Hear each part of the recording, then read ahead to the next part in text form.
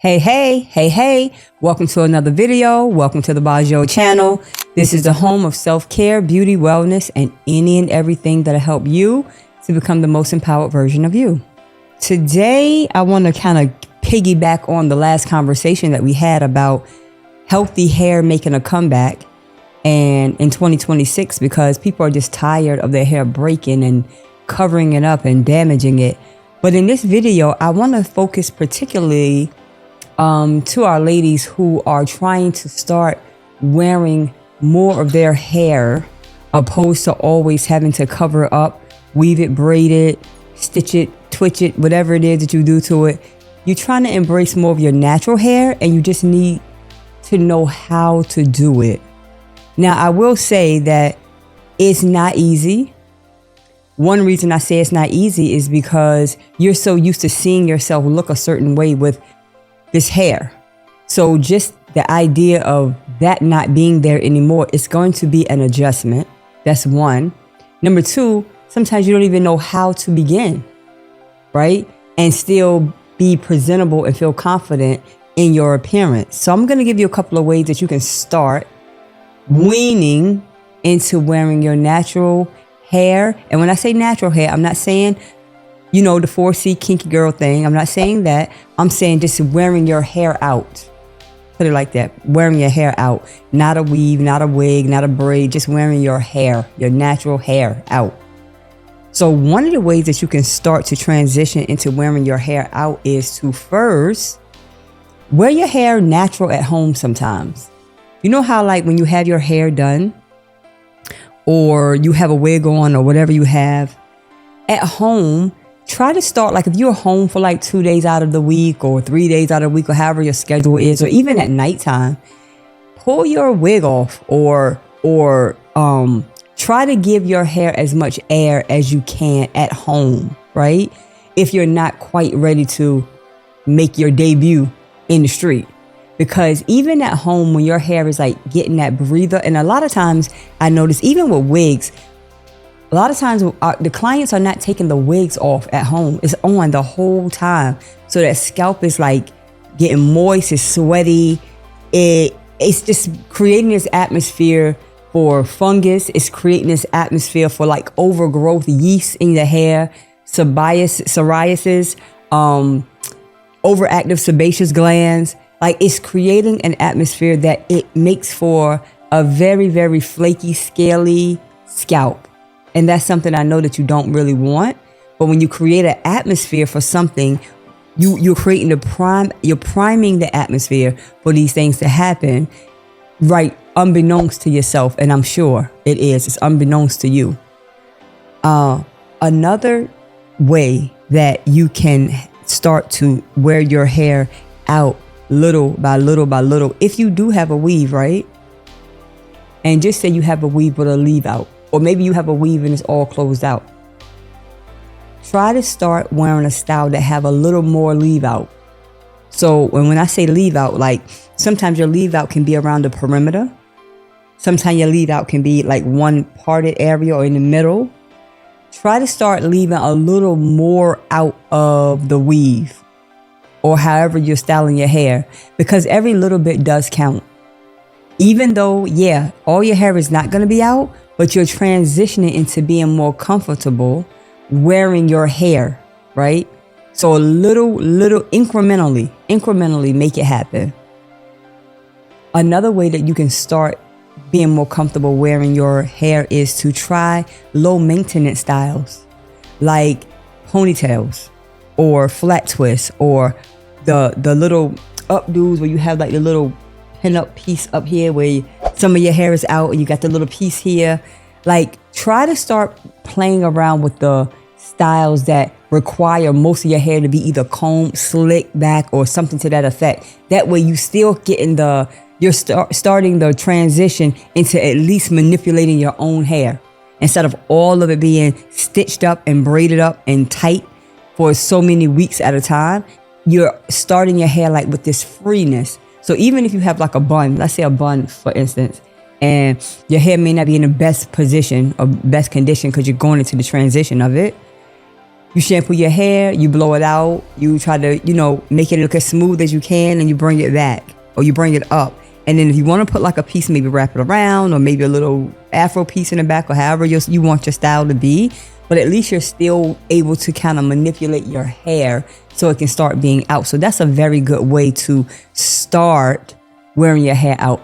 Going back to flat twists, making a comeback. Just taking your hair and like twisting it and twisting your hair up, and then putting like a piece maybe on it to kind of close it up is a good transitional style. The puffy ponytails always works. Pull your hair in the back, put a little puff ponytail on it to the side, whatever, however you want to do it. I even remember I used to wear my hair in a ponytail, and I had it over here, and I had a ponytail. It was puffed out to the side. I thought I was something, honey.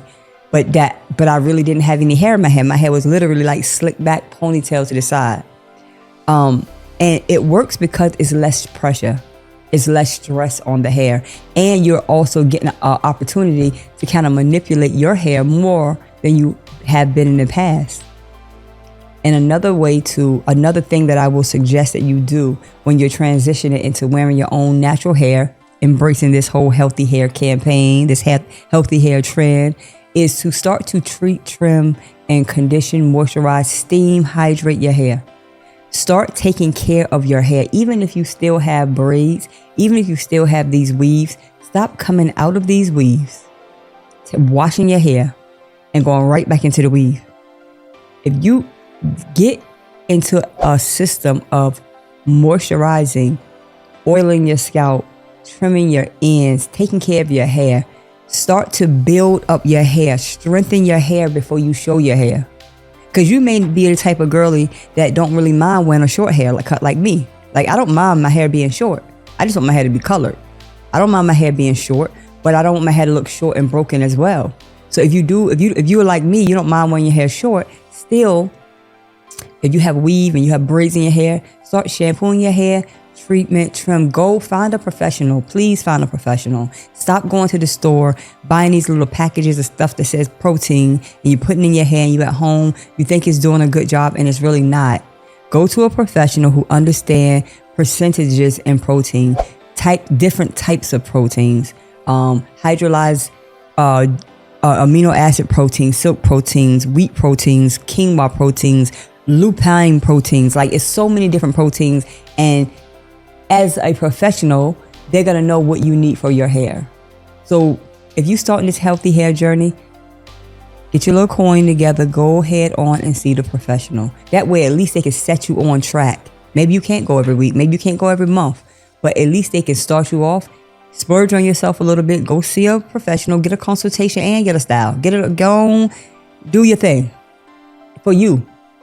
And at least they can advise you and show you how to start really caring for your hair in a way, right, that you may not need to always come into the salon. You may be able to do like a little coily style, or he or she could advise you on the correct moisturizer, maybe just to do a finger coil or just something natural to your hair. But just know that these are the different ways in which you come into wearing your hair, especially when you're not used to doing it. It can be very intimidating trying to wear your natural hair and you haven't done it ever in so long that you don't even remember what you look like without hair in your head. And I said, I think I said this already, but wearing your hair at home naturally, like even if you have like braids in your hair, like you braid your hair, you twist your hair out every morning or however you do your hair. Sometimes if you're on a weekend, just wear your hair out. You know what I mean? Open your hair up, let some air get to your hair. Get used to the idea of your scalp getting air. And last but not least, if you have to have a weave, if you have to have extensions, try to do half. Blend more of it with your natural hair. That's sort of similar to what I said with the leave out. You know, leave out, you can leave a bigger leave out, but sometimes you could do a whole half out and then weave in here. Or maybe weave here and all of this is no weave. You know what I mean? Like, start doing like a transition of wearing your hair, as much hair as you can, whether it's 25%, half your head, 75%, to the point where you can wear your hair. And sometimes a lot of us, like I said, you can't do it because some of your hair is broken. It's just not going to be a pleasant experience to do that. But what you can do is work with what you have. You know the areas of your hair that's weak. You know the areas of your hair that's strong. Expose the stronger areas. You know what I mean? And work on that, because you don't want to get to the point where sometimes your hair is so damaged that you don't have the option anymore of wearing your own hair because it's just that damaged, right? And taking this time and choosing to kind of, manipulate the different areas of your hair that's going to be exposed, you'll be surprised how wonderful and how easy that is to start the transition into wearing your natural hair. It is definitely a journey, especially if you're not used to it. It's really like this battle of confidence that you have with yourself, to say to yourself like, hey, I just want to do this. And sometimes you have to walk yourself into it so you can be confident in it. It's not about anybody else. It's about you being confident with how you look, how you feel about yourself. But ultimately you want to do it because you know that it's going to be better for you in the long game, the long run. So yeah, just go baby steps, take baby steps. You don't have to rush it. You don't have to force yourself into it, but just go little by little by little. Yeah. So thank you so much for listening to this video. I appreciate your attention. This is the home of beauty, wellness, self-care. This is the Bajo channel. And remember, until next time, that self-care is the best care. Later.